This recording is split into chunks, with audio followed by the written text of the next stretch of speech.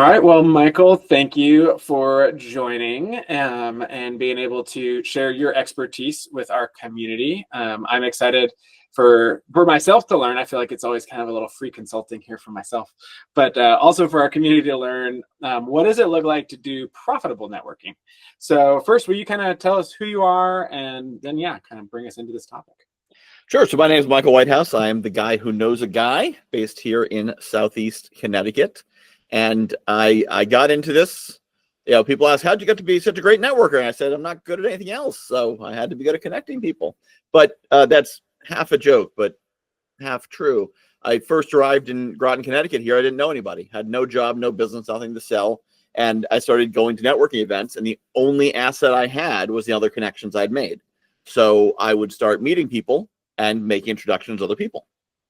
And before I knew it, and I mean like 3-4 months later, I'm meeting CEOs, mayors, chairmen of the board, executive directors, the people who are running the county, running the area. I was getting to connect with no background, fresh off the turnip truck. And it was because I was making these connections. And within a year or two, I realized I was doing something repeatable. There's nothing special about me. Now, my extroverted nature is why I stumbled across it. But once I was doing it, I didn't have to be an extrovert to do it. Anyone could do the same thing I was doing. And so that's how I wrote my first book, which is this one here, The Guy Who Knows a Guy. Here it is.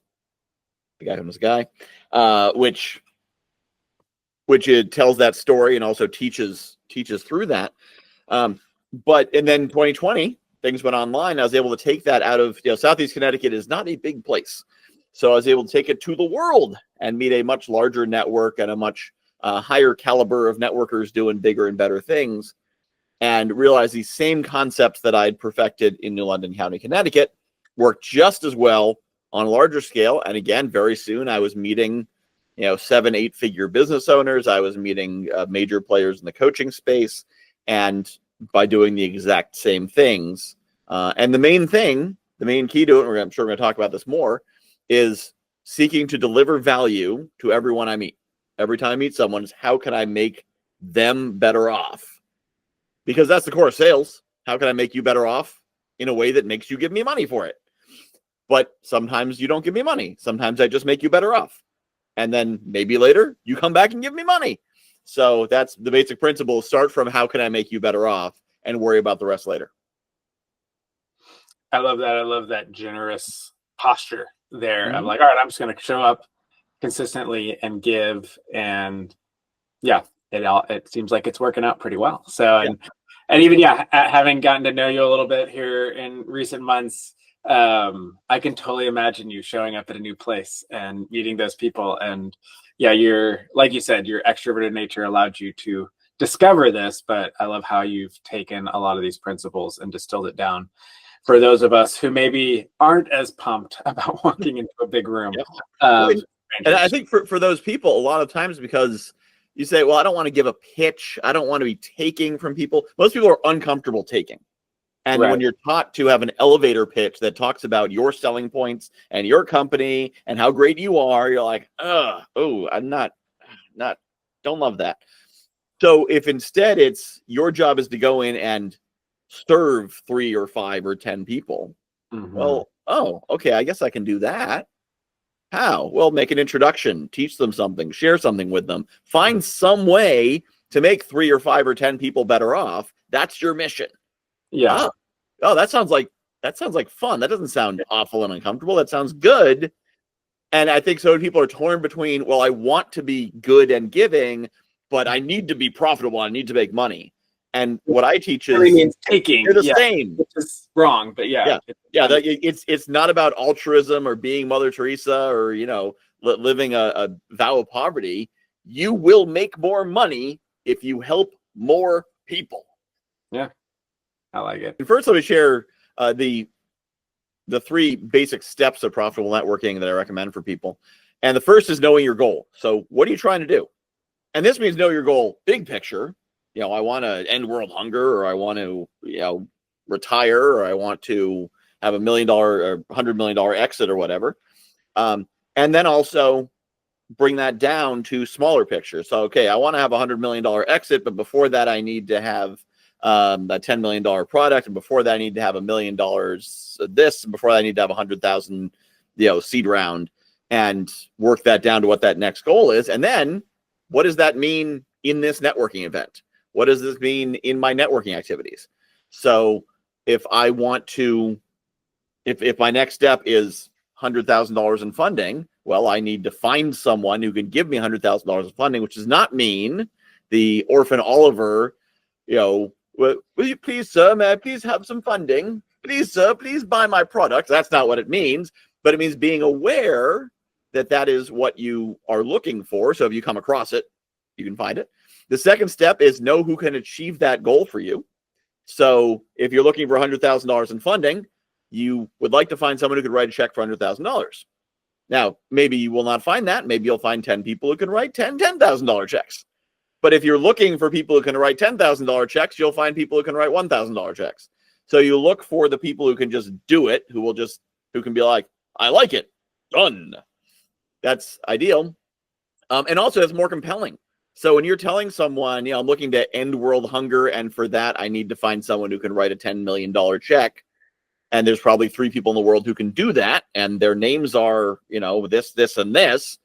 But, that's ideally who I'm looking for. And if not them, then people like them. People's like, wow, oh, that's ambitious. Who do I know who might know Richard Branson? Or who do I know who might know Bill Gates? Versus, I'm looking for people to do $1,000 donations. I don't know.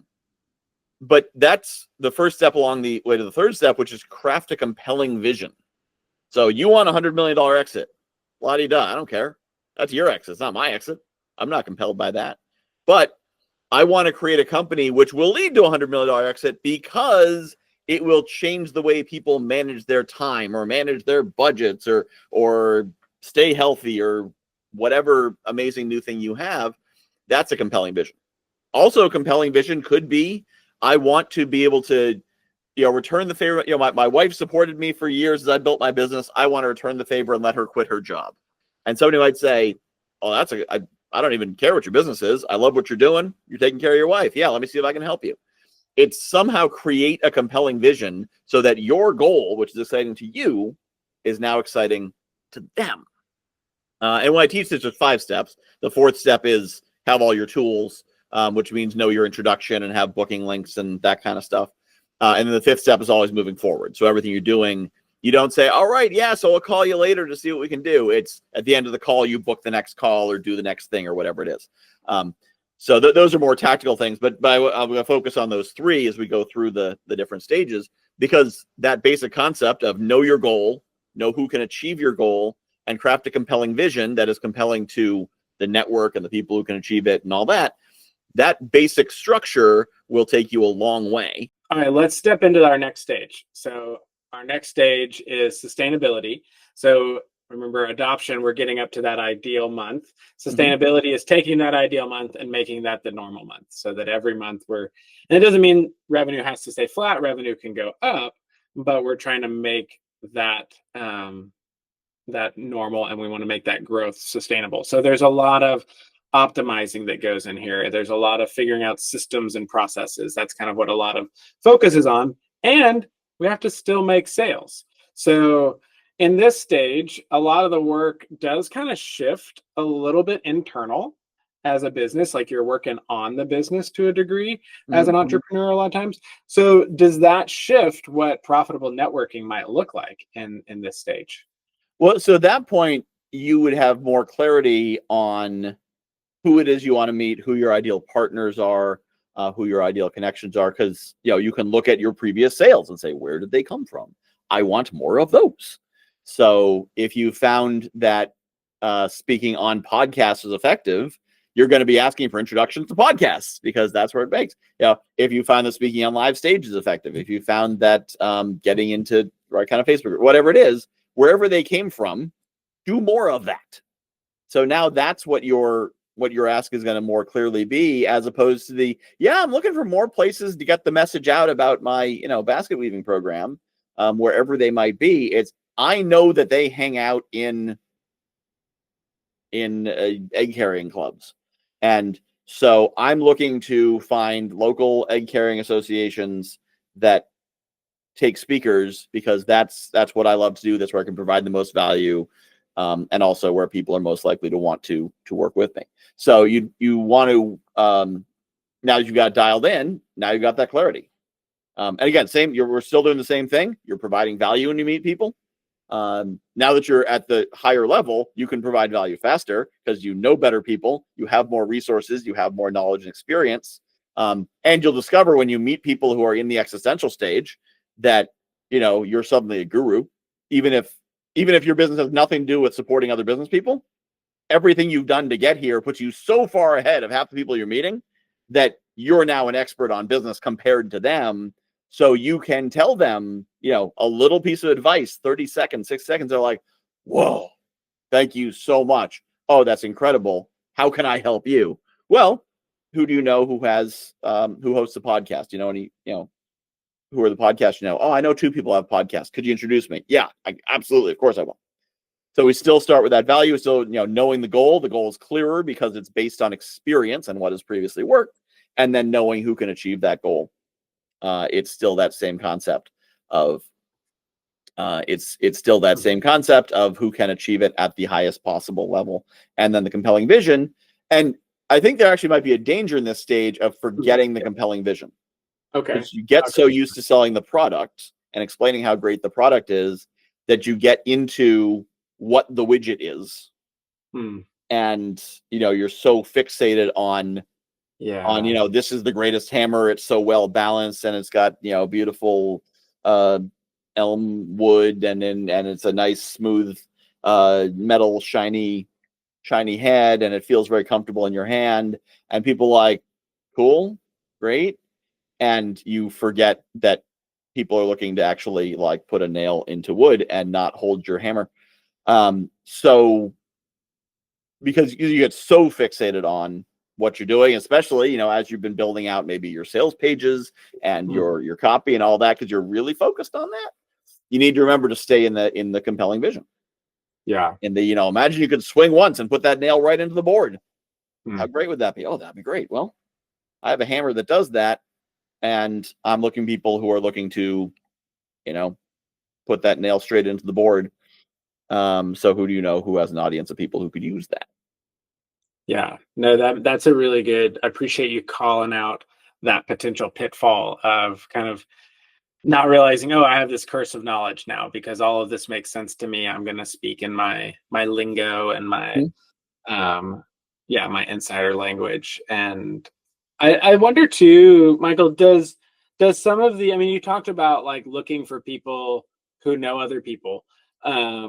Is there also an aspect of like you're kind of looking for maybe more than just like, can I come on your podcast, but you're starting to look for more affiliate agreements and kind of actual JV type partnerships and things like that? Like, I imagine in some ways, does your ask at a networking event change to that, or are you still kind of doing the same ask and you're just seeing if those type of things materialize? What have, as you've coached people in networking, have you encouraged them to be more particular? Like, I'm looking to partner with people who would want to run an affiliate program through me, or something like that. Is that?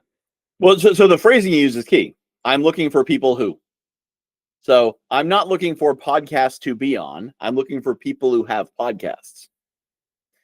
Because if you're looking for a podcast to be on, here's a link to my application and fill it out. I'm looking for people who have podcasts that reach this kind of audience. And so then when you get the introduction, they'd be like, meet John. He's got a podcast about this. Awesome. John, it sounds like your audience is someone I can serve. I'd love to have a conversation and see how I might be able to help your audience, your community. Podcasts also are a networking tool. This is one thing a lot of people don't realize. If you're Joe Rogan or you're the, Diary of the CEO guy or you're someone like that, podcasts are a direct monetization tool. If you're not one of those 9 people, podcasts are more of a networking and sharing tool than an end unto itself. So the great thing with a podcast, if you're a podcast host, then you bring people on your show who get to talk about how awesome they are for 15 or 30 or 45 minutes. And then afterwards, before you get off the call, but after you stop recording, you can now have a conversation, which they're probably open to because you just let them talk about themselves and how awesome they are for 45 minutes. And if you're a guest, then they just ask you to talk about how awesome you are for 15 or 30 or 45 minutes. At the end of that call, or in a follow-up call, you may have the opportunity to share how some of that might help their community, especially if you were explicitly trying to help their community while you're on the show.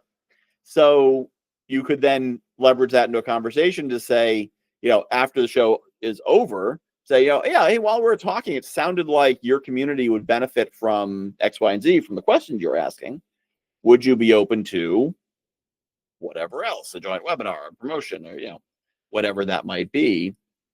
And so the podcast can be the same, but it's I'm looking for people who have an audience of these kinds of people, or looking for people who are trying to reach in this way. And then it's a conversation from there, because you're rarely going to say, or not really going to say, you should not say, I'm looking for people who have a large list and can promote me. That's kind of like saying I'm looking for women who want to sleep with me. Like it may be what you're trying to do, but if you ask for it, you're not going to get it. Right. You need to be starting from how you're going to serve others, not how it serves you. Yeah. So I'm looking for communities that I can serve with this. Mm-hmm. And, I find that I'm really able to help this kind of people in this way. And so I'm looking for people who have an audience of those people so I can provide value to their audience. Mm-hmm. No, that makes a lot of sense. And so you're still really are doing a lot of similar kinds of networking at that stage. Yeah, that makes a lot of sense. So as we've gone through all these different ones, Michael, is there kind of anything you'd want to, as we wrap up, kind of recap as we think about not just networking, but really profitable networking? Like how does networking help you grow your business and help you grow your impact and your influence? Anything you want to kind of recap with here? So the first step is always to be seeking to provide value in every step in the process, beginning to end, because by doing that, it will get you into more productive conversations. It'll get you to talk to better people. It'll get people saying nice things about you in rooms that you're not in. And it eliminates that stress of, what should I say? You should say the thing that helps the person you're talking to. So if you're always thinking in that perspective, also then people aren't going around their guard up because they know that you're always trying to get an angle. They know you're trying to help them. And you get that reputation as being a good person who's trying to do good for people. And then they're going to want to do good back. And then that basic rubric, know what your goal is. And this is not just for networking, by the way. This is for everything. When I do coaching, doesn't matter what someone says, hey, how do I blank? My first question is always, why do you want to do it? In other words, what's your goal? So I want to do more networking. Why? What's the reason for it? What's the goal? What do you want to get out of it? And then who can help you achieve it? And then compelling vision. In other words, what's the thing that they will find interesting, not the thing that you will find interesting? So take what you're doing, make it interesting for them, which is kind of comes back to that value thing. Value is thinking about what makes this interaction good for them. Compelling vision, what makes this interesting for them. So trying to place yourself out of your shoes and into their shoes is going to make it much more effective. And that's how you avoid being the pitchy guy who's just coming in and saying, check out my amazing product. Hey, you looking to sell a house? Because I'm a realtor and I can sell your house for you. But like, no, I'm really not. No, thank you. So, but it's always about providing that value to everyone you can, as readily as you can. And at every level, knowing what you're looking for and knowing there is someone in the world, in almost any situation, there is someone walking the earth who can give you what you need. You just have to find them and make them like you enough to give it to you. No, I like it. No, that's really good. And so I appreciate you walking through this. It's your enthusiasm and your experience really do shine through, as well as your extroversion. But I appreciate how you've called out, and I've heard you talk about this before, how you don't have to be an extrovert to be a really effective networker. And so if you're watching this and you're like, networking terrifies me. That's not my jam, going to talk to new people. Would definitely encourage you to connect with Michael. He does a great job of helping people think through like what that looks like. I'm kind of like an ambivert personally, so I can there's times where I'm like, yeah, and then there's like, how do I talk to as few people as possible? So yes, I would definitely encourage anyone to connect with you, and that's where it's great because you're here in the community with us, and look forward to you running some workshops and some other different opportunities for people to really leverage their networking skills, because it is such a important part of growing our business. So thanks so much. Looking forward to it. Yeah. Thank you.